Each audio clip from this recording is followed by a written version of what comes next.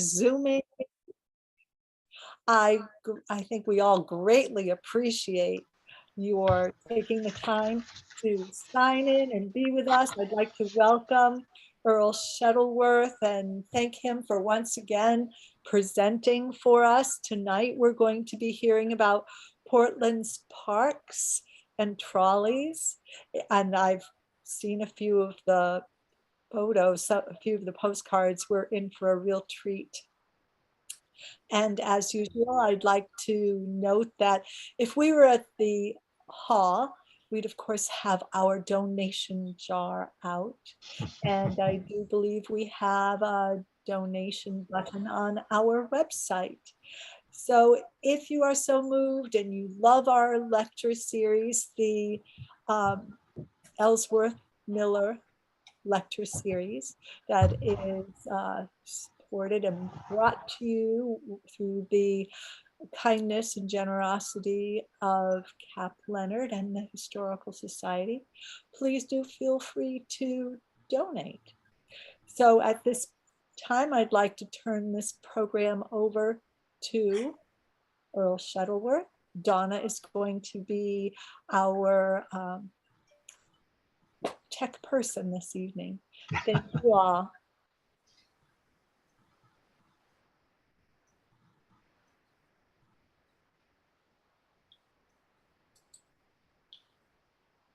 Okay, Earle. Very good.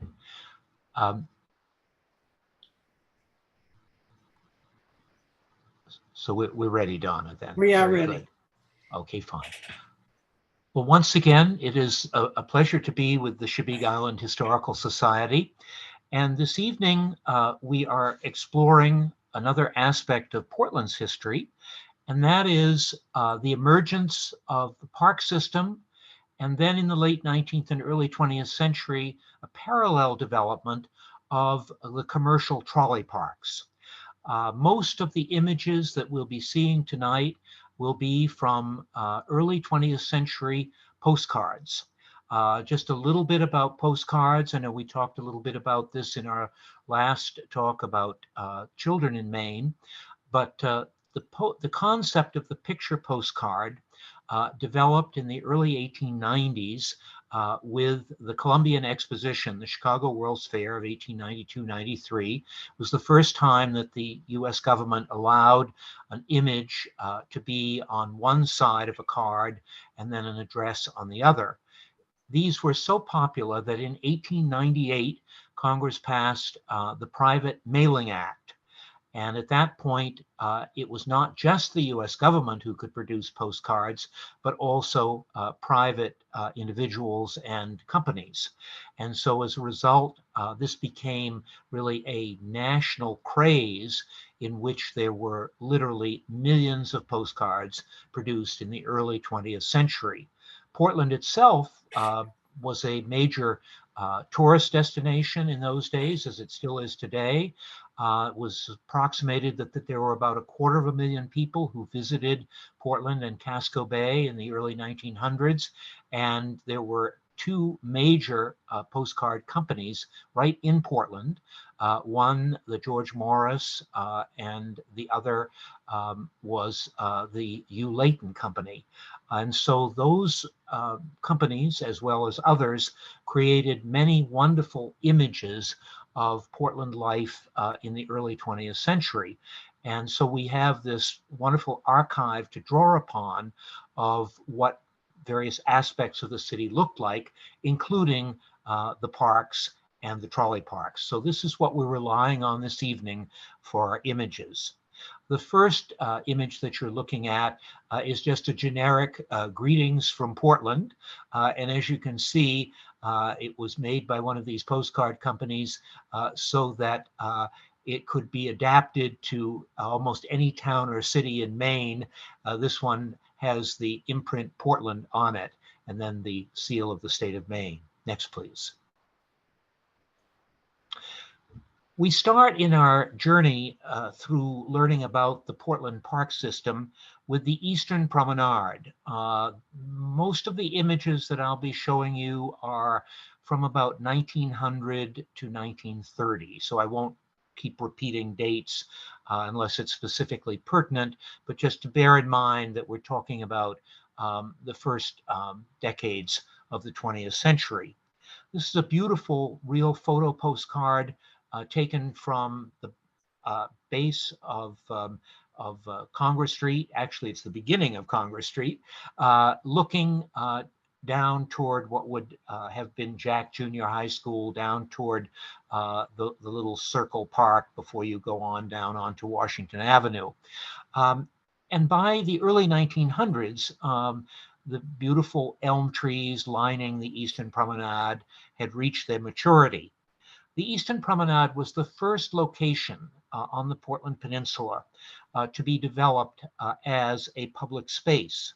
The city of Portland, then actually the town of Portland, bought 12 acres of what was the initial Eastern Promenade in 1828. The Eastern Promenade now consisted of 32 acres.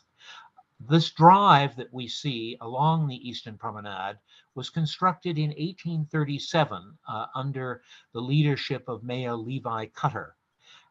1878, there were landscape improvements by the city engineer, William Goodwin. And in 1890, as we'll see a little bit later, Fort Allen Park was added at one end of the Eastern Promenade. Next, please. Here, we're looking now from the opposite direction. We would be where that little circle is today, looking back down toward the Cleves Monument and toward the beginning of Congress Street. And again, the rows of elms on either side, and of course in the foreground, the early automobile, and otherwise very little traffic in sight in this early 20th century view of the promenade. Next, please. The Cleves Monument was added to the Eastern Promenade in 1882, right across from the beginning of Congress Street, and it was to commemorate the 200th anniversary of the founding of the city in 1632 by George Cleve and Richard Tucker, who are accorded the honor of being the first settlers. They built a house on 4th Street near the foot of Hancock Street, which later would become the site of the birthplace of the poet Longfellow. Next, please. And now we're at that Cleve Monument, and we're looking further down, looking toward Fort Allen Park. And again, the beautiful row of trees on either side, the elms. Some of us are old enough to remember, as we were growing up in the Portland area in the 50s and 60s, that the elm trees was still with us everywhere. But then, of course, the Dutch elm disease came along and destroyed them. But these images capture the beauty of the trees in the 19th and first half of the 20th century. Next, please. Now we switch over to the other end of the peninsula, the Western Promenade. And again, in the foresighted administration of Levi Cutter as mayor, the city, now the city, because Portland became the first city in Maine in 1832, acquired 18 acres on the western end of the city, the western end of the peninsula. The drive was constructed in 1836, actually a year before the drive on the Eastern Promenade. And then, like the Eastern Promenade, landscape improvements were made by the city engineer, William A. Goodwin, in 1878. And more landscape improvements occurred under a plan by the famous Olmsted brothers, who were the sons of Frederick Law Olmsted, in the 19th century, the leading landscape architect in America. This occurred in 1905. So we're looking from the top of the old Maine General Hospital down on to the Western Promenade Drive, and then to the right are these beautiful landscaped areas, and in the background is the bandstand that we will see more of in a few moments. Next, please. In fact, here is that bandstand. In 1890, Goodwin, who was very active for many years as the city engineer, sought out proposals for rustic, picturesque bandstands to be located on both the eastern and western promenades. John Calvin Stevens and his then architectural partner, Albert Winslow Cobb, won the competition for these, and this is the one that Stevens and Cobb designed in 1890 for the Western Promenade. It stood until recent years when it was taken down. And you can see not only the bandstand itself, but also the very elaborate landscaping, the shrubbery and the flowers that were created in the early 20th century to surround the bandstand and the park area of the Western Promenade. Next, please. Here we're looking from the bandstand back toward the old Maine General Hospital. The Maine General Hospital started construction in the late 1860s and was finished in this form, as you see it here, about 1890. All those buildings are still there today, although they're dwarfed by many, many additions. Next, please. In 1910, this statue was added to the Western Promenade in honor of Thomas Brackett Reed.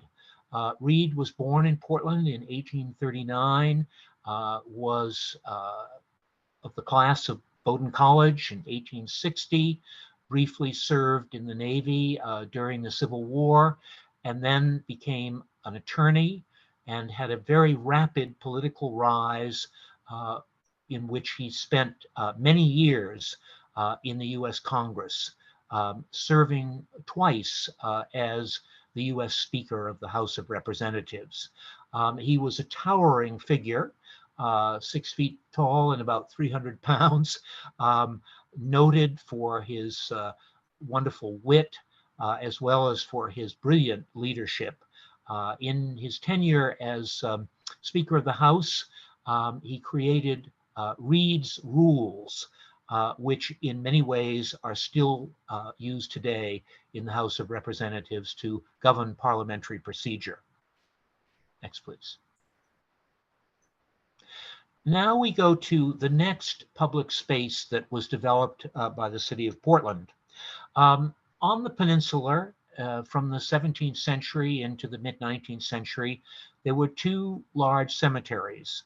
One at the east end of the city, which was the Easton Cemetery, started in about 1668. Burials continued into the mid-19th century. And then in the early 19th century, as the western section of the city began to develop, the Weston Cemetery was created. But because the population of Portland was growing so rapidly by the mid-19th century, particularly with large influxes of immigrants, especially Irish immigrants, there was a need to have a much larger municipal cemetery. And so in what was then part of Westbrook and would later become part of Deering and ultimately Portland in 1899, out on Stevens Avenue, or as it was known, Stevens Plains, in 1855, there was a plan to lay out the original section of Evergreen Cemetery. And this remains, to this day, the principal municipal cemetery of the city of Portland. Interestingly, at the same time, the Forest City Cemetery was created over in what was called Cape Elizabeth, now part of South Portland. And in the concept of 19th century American garden cemeteries, where cemeteries were to be beautifully landscaped and have landscape features, we see this pond with the beautiful plantings around it. Next, please. We now turn to 1866. Lincoln Park, which is in the very center of the peninsula, bordered by Congress, Franklin, Federal, and Pearl Streets, is a direct result of the Great Fire of July 4th, 1866. Of course, that fire started at the foot of High and Commercial Street, swept across the center of the peninsula, and the next morning burned itself out on the slopes of Munjoy Hill. At the very center of the path of the fire was a very densely populated area that was covered by the block that I just mentioned, Congress, Federal, Franklin, and Pearl. And so when the city was recovering from the fire, the city government decided that in order to help protect against future fires, that they would actually buy this block within the center of the peninsula and clear it and make it into a park, which would also serve as a fire break in case there were future fires on the peninsula. Lincoln Park was laid out by Charles Goodell, who was the city engineer at the time. It was about 2.5 acres. We see it here at its prime in the early 20th century with the beautiful fountain and the great trees and the many people using it. In recent years, there has been a wonderful revival of the park, a restoration of it. It really is a very special place, and it was the first actual urban park within the center of the city. Next, please. Here's another view just showing how actively used Lincoln Park was in the early 20th century. Of course, it was in an area moving toward the eastern section of the city, which was very densely populated, and many people went there just to relax and to enjoy the trees and the grass and so on. We see all of these Portland citizens sitting on the park benches that surrounded the fountain. Next, please. The huge expansion of Portland's parks occurred in 1879 when the city made an agreement with the Deering family to acquire the 50 acres of Deering Oaks.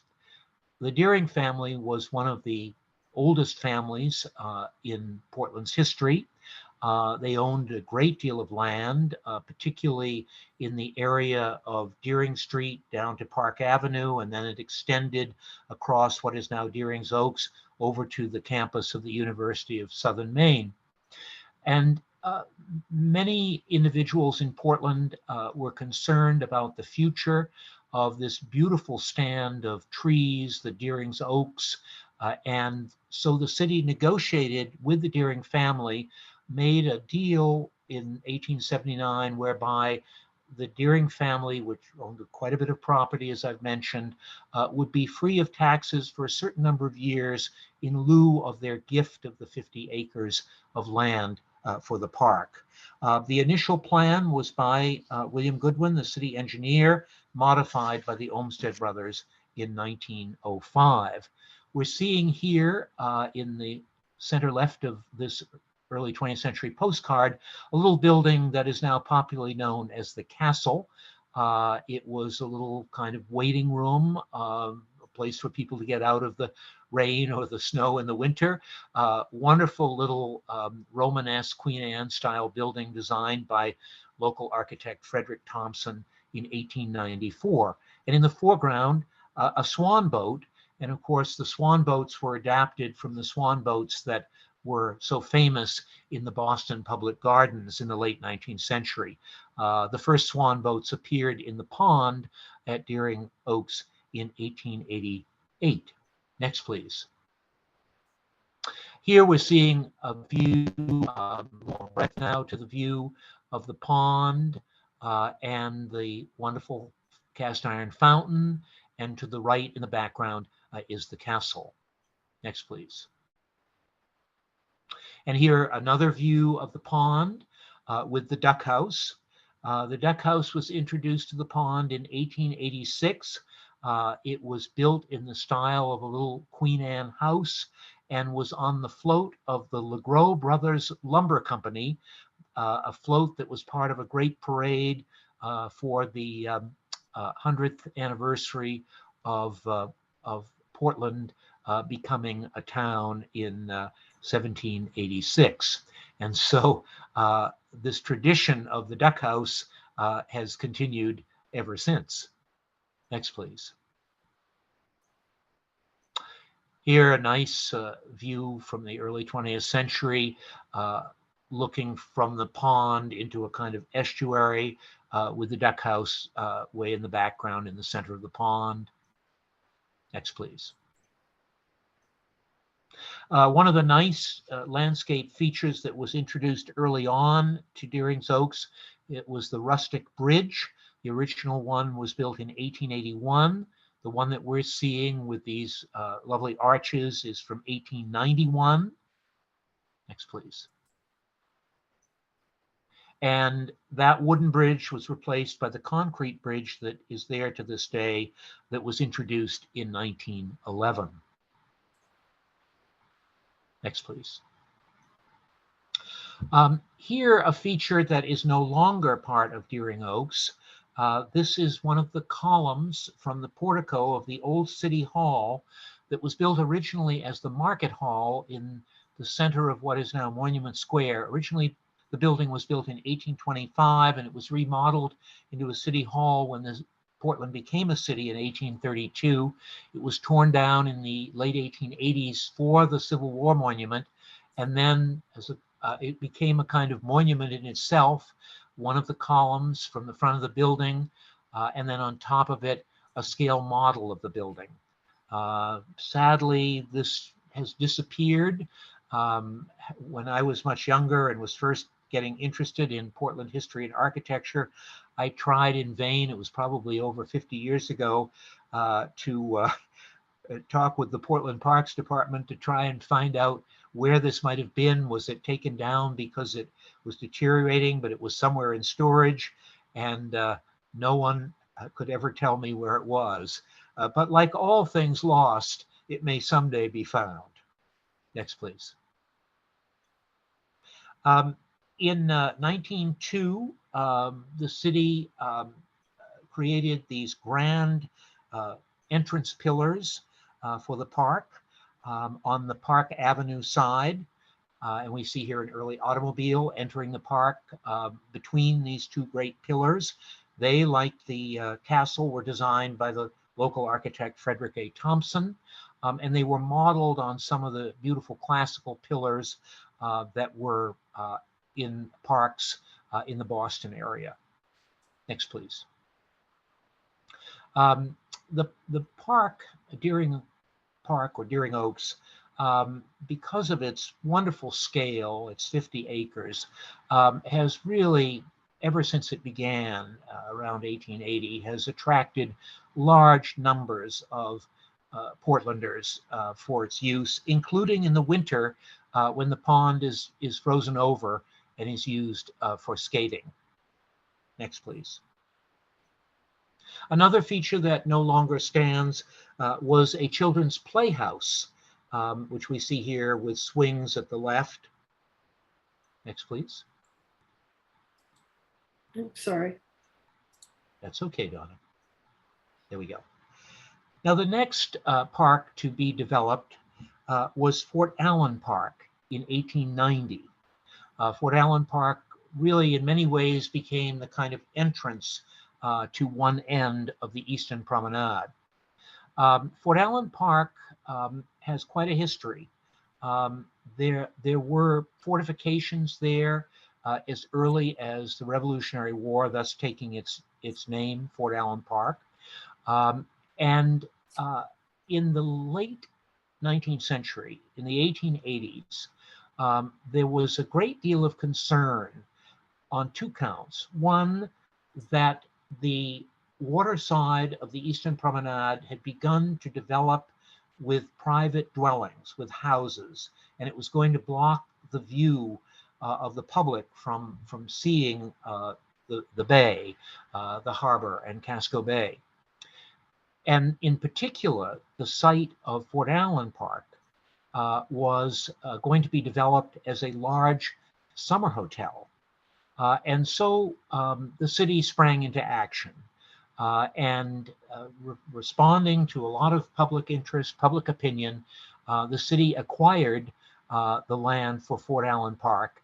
And then a little bit later on, when James P. Baxter became mayor in 1893, he began the effort to acquire the few houses that had already been built along the waterside of the Eastern Promenade, and then to secure the balance of the land so that the viewshed would always be open to the public.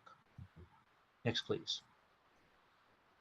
And here we see Fort Allen Park as it was developed in 1890. And to the right is the bandstand that was designed by John Calvin Stevens and his partner, Albert Winslow Cobb. And we really see the great virtue of the city acquiring this particular location because it is just such a natural viewpoint to look out to the harbor. In this particular early 20th century postcard, we're actually even seeing a period battleship to the far left and some wonderful period automobiles as well as a horse-drawn carriage. But even to this day, you can drive down through this wonderful ring road and just pause and enjoy the harbor and the bay. Next, please. Here's a close-up, this is a little bit later, maybe about 1920, of the bandstand. In recent years, the city of Portland has done a wonderful job of restoring this bandstand, and it now actually has its 1890 appearance in toto, including the paint job on it as well. Next, please. We've mentioned briefly James P. Baxter. James P. Baxter was born in Gorham in 1831. He was the son of a doctor. His family moved into Portland when he was quite young. He was educated here. He early on went into business. During and after the Civil War, he and one of his partners, William Davis, made a large fortune in the canning business. He was a natural scholar, loved Maine history, was very involved for decades in the Maine Historical Society. And he also was a six-term mayor of Portland in the 1890s and into the early 1900s. And he had a great vision. He wanted to really unite the peninsula of Portland with its newly acquired annexation of the town or city of Deering in 1889 with a ring road around Back Cove, a visionary boulevard. So we're seeing the boulevard as it was completed in 1917. But for Baxter, it was a long struggle. There was a lot of opposition and skepticism to the city acquiring the land around the cove and then developing it into a boulevard. But of course, as the automobile began to take hold in the early 20th century, and as the trolley car, as we'll get into in a few minutes, began to bring large numbers of people easily in and out of the city to the Deering area for residential development, the value of having a boulevard that would link the peninsula with the developing Deering area and also create a park-like setting as well for the public, more and more people supported this concept. And by 1915, long after Baxter was no longer mayor, but still alive and still concerned about this great vision, it came to be. And so it was built between 1915 and 1917. Next, please. And here's a view looking at some of the very decorative bridges that were created over some of the streams that came into into Back Cove. And we're looking toward Tukey's Bridge. At the far left would be Burnham and Morrill. At the far right would be the Eastern Promenade. These bridges were designed by Percy Richardson, who was a local Portland civil engineer who was very involved in laying out and overseeing the construction of the boulevard between 1915 and 1917. Next, please.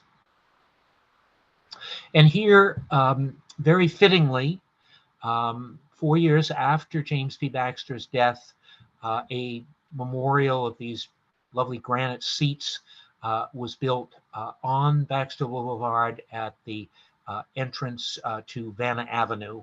And this is the Baxter Memorial of 1925 to James P. Baxter's vision of Baxter Boulevard.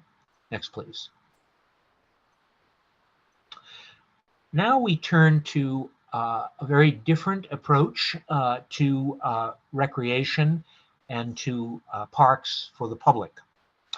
In 1864, during the height of the Civil War, Portland had established its first horse railway. The tracks were put down on some of the principal streets, and from 1864 until the 1890s, the trolley cars, the public transportation, were literally hauled by horses. And then in the 1890s, the development of the electric car came along, and the horses were put out to pasture, so to speak, and the electric car became the norm. And of course, with the electric car, these new electric trolleys could go so much faster and more efficiently than the horse cars. And so they became extremely popular with the public. And here we see a busy day in Monument Square. And you can see 1, 2, 3, 4, 5, 6, 7 trolley cars and large numbers of people. I actually suspect that this is a photograph of people converging on Monument Square for the Memorial Day ceremony, somewhere probably around 1910 or so. But anyway, it's a wonderful sense of how many people patronized the electric trolley once it became available. Next, please. Oops, sorry. That's okay. Here's another view. This really is wonderful because it gives you the sense you're standing on the literally on the curbside of Congress Street, waiting for your trolley. This postcard is sort of the next best thing to being there. And in the background is the monument and Edwards and Walker's that stood until the mid-1960s. Originally the old Cumberland Hotel and then the U.S. Hotel. Next, please. So the electric trolleys basically served several constituencies, several directions. There were all the in-city lines on the peninsula. And then there was a line that went across the bridge to South Portland and Cape Elizabeth. There was another line that went out into Deering, and its terminus was right near the Westbrook line of Presumscot River. And then there were the lines northward that would go as far as Yarmouth, Freeport, and Brunswick. Fairly early on in the use of the electric trolleys, the trolley companies decided that they would create at the terminuses of some of their lines great public recreation parks. Now these would be commercial. You would have to pay, but oftentimes it was the fee of your trolley ride out to the end of the line. And then, of course, there were activities within the parks that you might pay for as well. The first of these was Riverton Park. And this was at the end of the Forest Avenue line, right on the Penobscot River. Right across the Penobscot River would have been Westbrook and nearby the Pride's Corner area. We're looking here at the entrance showing the great casino building that we'll see much more of in just a moment. Next, please. Here's another view of the entrance. A great deal of thought, design, and finances were put into creating these pleasure parks. And as you can see, this very handsome, this is the carriage entrance to Riverton Park. very elaborate stone and shingle style entrance that frames this beautiful big shingle style casino building. Next, please. There also was an open air theater during the summer. And here we see the trolley cars lined up to take people back to Portland, as this says, after the theater at Riverton Park. Next, please. Here we have the principal building of Riverton Park, the focus of the park. Originally, this building was designed by John Calvin Stevens, built in 1896. The park proved so popular that the building was significantly expanded in 1898 using a Boston architect named Arthur Gray. And this is the building as it appeared from 1898 until the demise of the park in the Depression era. So here was this lovely building called a casino. It was not what we might use the term by today. It was not a place for gambling. It was not a place for roulette wheels and card games. Casino had a broader meaning in those days, in which it was just a place to go and relax and socialize. And also you could get lunches and dinners there as well. Next, please. Here just gives you an idea of how lavish the interior of the Riverton Casino was. This was called the Red Room. And one would imagine that probably one could rent such rooms for special occasions, or when they weren't being used, the public could walk through them or just sit and socialize in them. Next, please. Here we're looking from the back of the casino down onto the Passumpsicut River, and to the left is the boathouse, because there were boats and canoes to rent, and the nice iron bridge across the Passumpsicut from Portland into Westbrook. Next, please. Here we're looking from the Passumpsicut River. The boathouse is at the right. To the left is a side view of the casino, and in the background is the bandstand. Next, please. And here's a lovely view from the bridge looking up the Passumpsicut River. This was in the days before the Passumpsicut River became somewhat polluted, and it was really a beautiful, scenic, and rustic drawing card for people for canoeing and for boating. In the upper right-hand corner is the casino, a rear and side view of it. Next, please. Here just gives you an idea of how beautiful boating on the Passumpsicut River was. Passumpsicut River in the 19th century was also very attractive to Portland artists. There are a number of beautiful paintings of the Passumpsicut, some of them taken from that bridge by artists such as Harrison Brown and John Bradley Hudson Jr. Next, please. Here, another view of the Passumpsicut with boating at the left, and then this rustic wooden bridge over a kind of gully by the river. Next, please. There were intricate pathways. Here we're in the pathway, and to the right was a trout pond. These little rustic shelters, such as the one that you see at the left, were sprinkled through the park. It really was a remarkable undertaking. The scale of it, the detail of it, the thought put into it, the beauty of it. Next, please. It keeps sticking. I'm sorry. Don't worry. It's okay. It keeps sticking. Here, another the rustic walk from the theater. The trout pond is at the right. It just gives you an idea of how lush this was and how extensive the landscaping and the features were. Next, please. Here is the summer theater.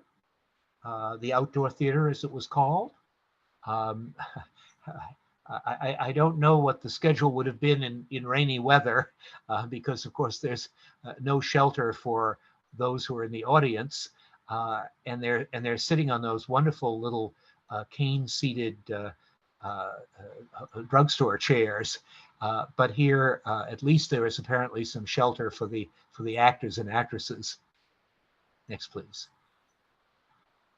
Here's another view of the Rustic Theater. Afternoon performance at the Rustic Theater, Riverton, with the river in the background. Now, a new phase in Riverton's history begins in the early 20th century. No sooner had the park been opened in 1896, and of course, the primary means of getting there was by trolley, but by the early 1900s, as witnessed this wonderful view, the automobile was beginning to take hold. This is particularly symbolic because if you look from left to right, you have automobile, automobile, horse-drawn carriage, and then automobile, and they're all at the entrance to the park. Next, please.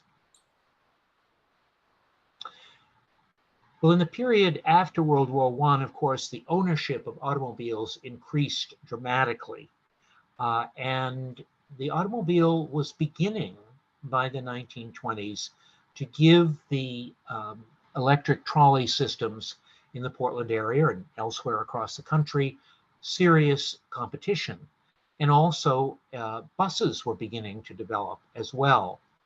So Riverton Park, its owners, attempted to adapt to the times, and they created this automobile entrance with free parking and parking spaces, as you can see in the background, to encourage people, if you did have an automobile, you weren't going to use the trolley, then you could take your automobile and come to the pleasure park.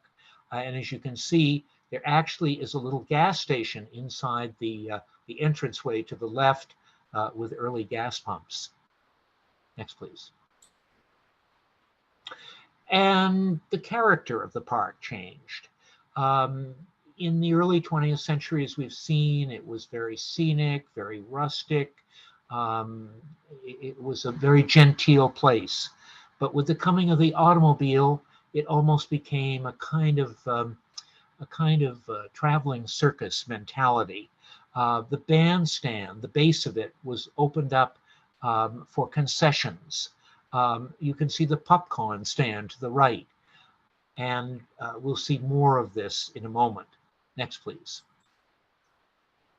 And a whole area out in front of the casino, which had once just been lawns and strolling areas, was turned into an amusement park, such as you might find in a traveling carnival, or you might have found at Old Orchard. There is the bandstand at the right, still standing bravely, although it's been turned into a concession stand. But now you have all sorts of 1920s rides, including bumper cars in the foreground and a sort of an airplane affair at the right. Next, please. And here is aeroplaning in the 1920s at Riverton Park. Next, please.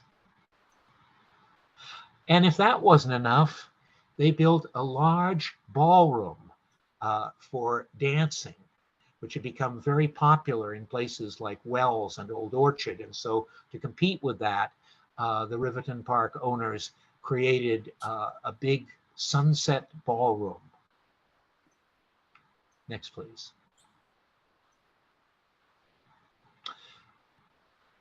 Well, all of these attempts to keep Riverton alive as a trolley park ultimately failed as the Depression came on, as people had many more automobiles, as economic change occurred, as modes of recreation and entertainment changed. But let's go back now again to the 1890s to look at the other trolley parks that were created as destinations from Portland. here we're looking at the Cape Cottage Casino, which was the terminus of the Cape electric trolley line.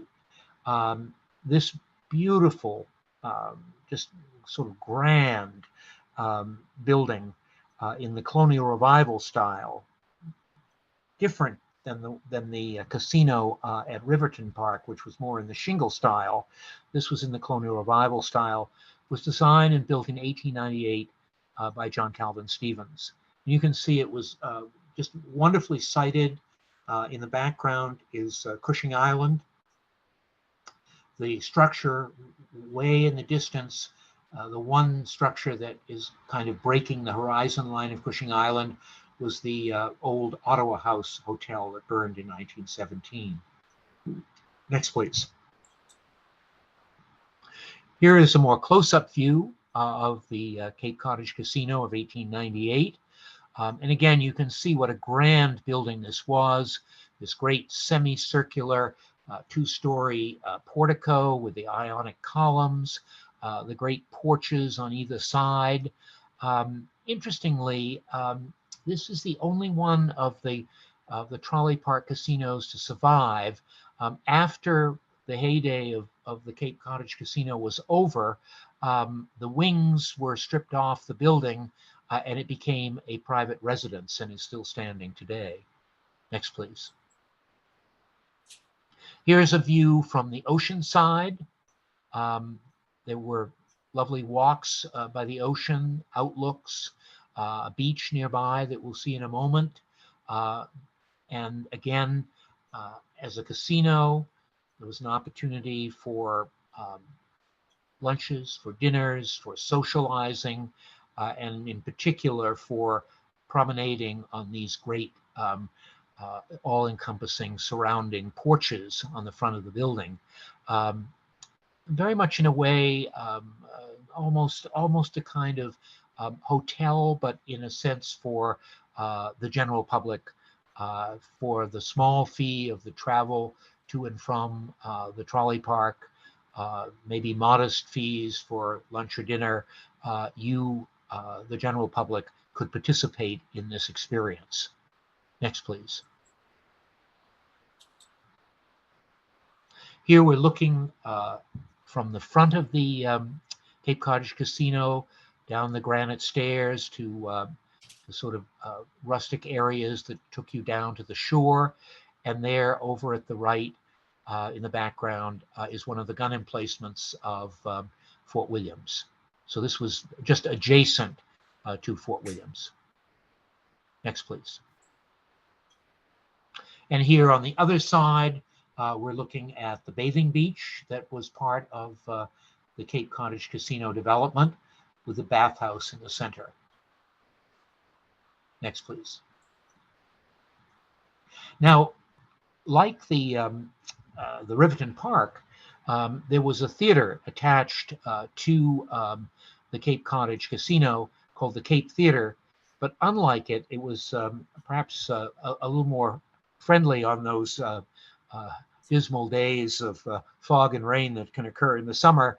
It was an indoor theater. It was a large, simple structure, as we see here. Again, the trolleys are there to either drop off or take the patrons of the theater. The theater was designed by a theater designer, John Wood of Chicago, who also designed the Jefferson Theater in Portland in the same year, 1898. Next, please. And here, from more of a distance, the grounds around the casino, after the theater, with everybody climbing on to the trolley cars to go back to Portland. Next, please. Now, as we conclude our consideration of these public pleasure parks created by the trolley systems, we want to look at a couple more.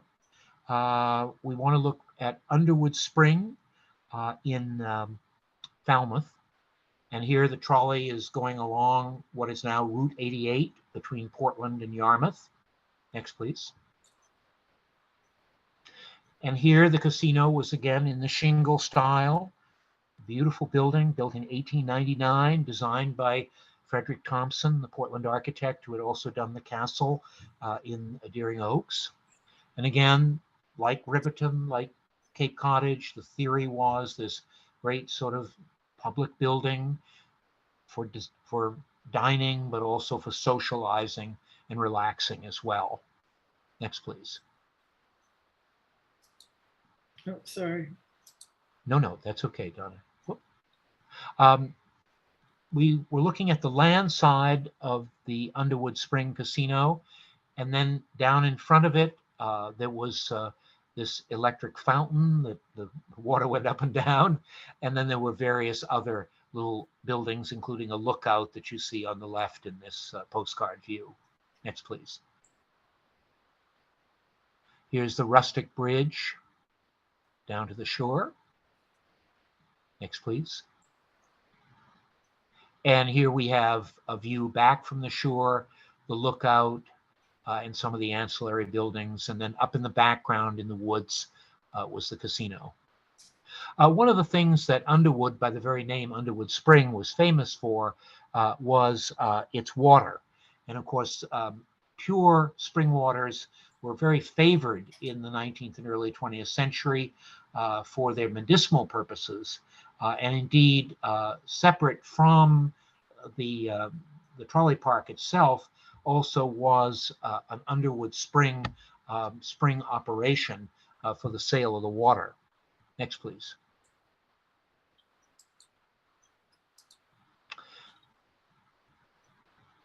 Oh, there's one more view of the lookout. Now we go on. Thank you. Next, please. Probably the most picturesque of these trolley park destinations was the Casco Castle in South Freeport. This was built around 1900 as a casino again, but also as a hotel. You could stay here. As you can see, American and European plans, accommodations for 100 guests with private baths. And we see the iron bridge that took you over the water to the castle, the major view of the castle in the center, and then the entrance view on the side. Sadly, the castle lasted only until 1914. It burned. However, the stone tower at the left is still a landmark in South Freeport. The architect was William R. Miller of Lewiston, and as I say, of the casinos, so to speak, of these trolley destinations, this is by far the most exotic. Next, please. And here's a close-up of the Casco Castle. Next, please. Our final destination is the Merry Meeting Casino, Merry Meeting Park in Brunswick. Here is a special electric car, the Merry Meeting car, to take people to that trolley park. Next, please. Here is the casino as it was built in 1898. It would be the same year as the Cape Cottage Casino. The architect was Frank Blaisdell from Boston, who was also a landscape architect as well. And this park had many beautiful landscape features to it. It's located on a scenic area between Brunswick and Bath, and today it's actually, you pass by the area on a walking trail. Next, please.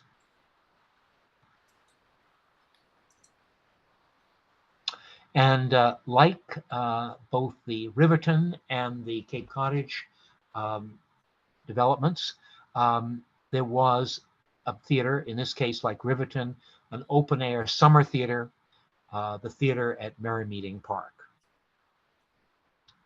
And that will conclude our journey through both Portland's public park system and through the Portland area trolley parks of the late 19th, early 20th century.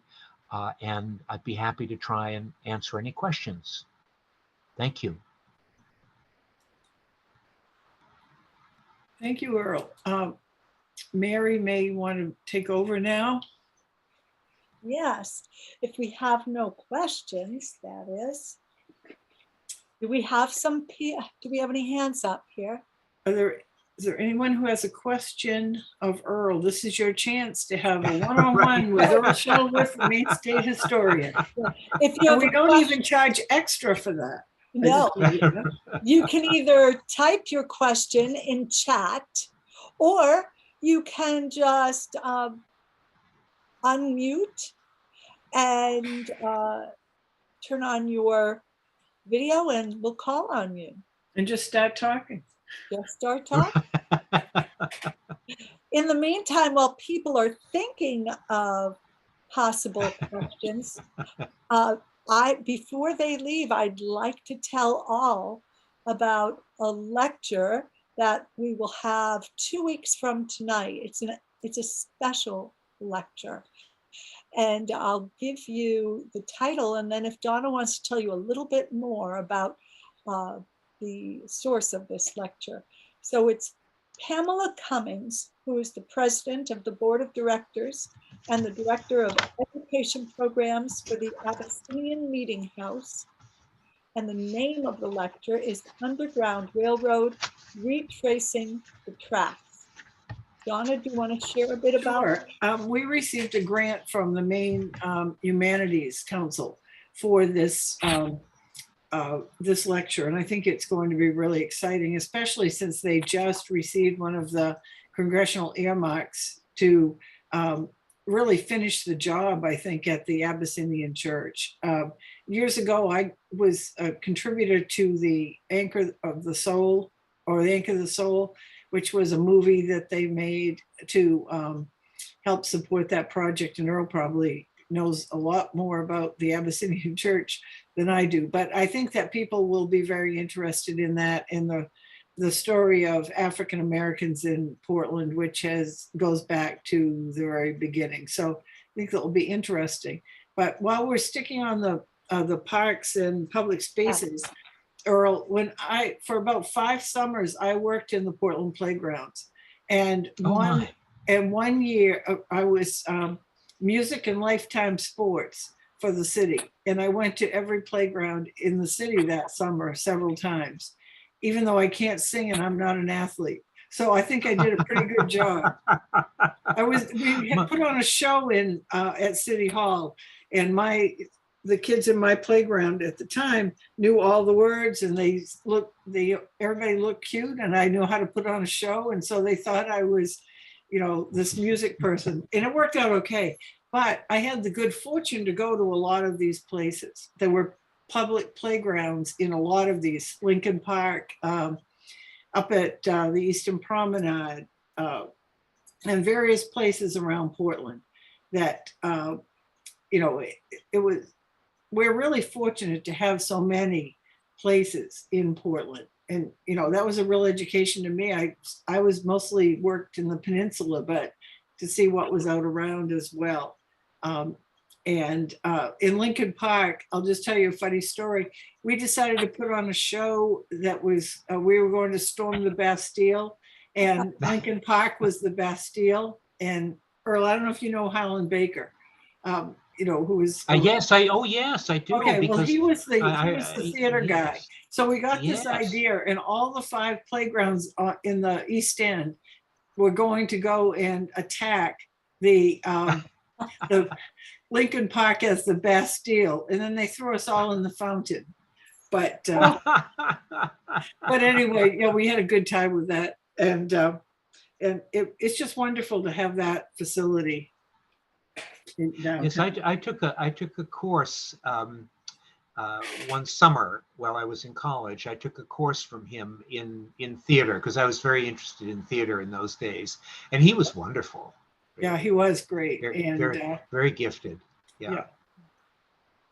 Well, I'd love to have the opportunity to go on a tour and see some of these parks. I had no idea that we had so many parks in the Portland area. are any of the theater areas still intact? No, No. no. The city does own the land that was Riverton Park, and there are walking trails there. And I don't know to what extent it has been the signage, the historical signage is, because I haven't been there recently. But theoretically, the site of the theater is still there, but the theater itself is long gone, of course. Yeah. So now you noted that Riverton Park is owned by the town or the Yeah. city. So does that mean many of the others are now private, or were they always? Yeah. Oh, yes, yes. Well, of course, the Cape Cottage would have gone private and is now, residential. Um, I believe Underwood is residential, um, as would be South Freeport. Um, I'm not sure to what extent Merry Meeting is in public ownership, but uh, for the most part, once these ceased to be trolley parks, they were sold for private development. Thank you. I didn't realize that. Anyone have any other questions? One thing that these trolley parks, some of them did, was they gave people, just regular people, places to go. You didn't have to be, going to Bar Harbor, or you didn't have to be going Unmute. So to some of these fancy places. They were great for just regular people to get out of the city and get some fresh air. Well, and Donna, to that point, I remember in my own family experience, my mother's family came over from Denmark in the 1890s as immigrants. It was a large family. They were of modest means, and both the public parks that were available to them, they were living on the East End in Hammond Street, both the public parks and the trolley parks were, as you've just said, a very important outlet for people who might not have the means to travel to coastal summer colonies, but they could enjoy these recreational areas in the Greater Portland area for either no cost or for very modest cost. It's kind of like the Maine version of Coney Island, that. Yeah, exactly. It gave a democratization for the masses, anybody could go there and walk around, and you didn't know who had a penny and who didn't. That's right. Anyone else? yeah, yeah. So Earle, I have to say that this collection of postcards that you've found is absolutely fascinating, and the stories that you've done using them, I'm very grateful to learn about it. And I knew nothing about postcards as sort of the way in which life was captured at that point. And just last week, I was going through a family album of my father's mother, who had grown up in New York State, and the photographs taken the night before her wedding were all on postcards. Oh, isn't that wonderful? Yes. I would yes, never no, that have became known why if you hadn't told us about postcards. So yeah. Well, even to the point where there were some cameras in the early 20th century that were adapted specifically to take real photo postcards for the private individual. And of course, a lot of the commercial photographers took them as well. And so that there really were two approaches. There were, just like what we're seeing on the screen now, there were the lovely color lithograph postcards that were done by the larger commercial companies rather. But then in addition to that, there was this large number of what we call real photo postcards, some of which there might only be one or two copies of, that were really like personal snapshots, And so it's fascinating to hear that your family would have those wedding shots like that were, and then of course what would happen is that people would actually buy blank postcard stock, and then they would take the negatives that they'd made from the postcard cameras and just print them onto the postcard stock. So and then you could send them out to your friends. You know. My goodness. And of course, people are doing that now. Yes, And yes, it seems new to us now. right. Little did we know. Well, any other questions? Well, I think not. Okay. Earl, once again, this has been fascinating. And as Jill said, Well, the photographs, the postcards are extraordinary. well, thank you for inviting me, and once again I've enjoyed being with the Historical Society very much, and I'm looking forward to your exhibit this summer. Excellent. We are too. We've got our fingers crossed that the pandemic won't come back. Right, exactly. We look forward to a visit. Yes, well, I'm as I've said to Donna, it's as long as the pandemic holds back, my Yes, sister Sarah is coming in August, and excellent. so I will be following her out to see you shortly after that. Wonderful news. Well, Good. thank Okay. Thanks so much. Bye-bye. you. Thank you, everybody.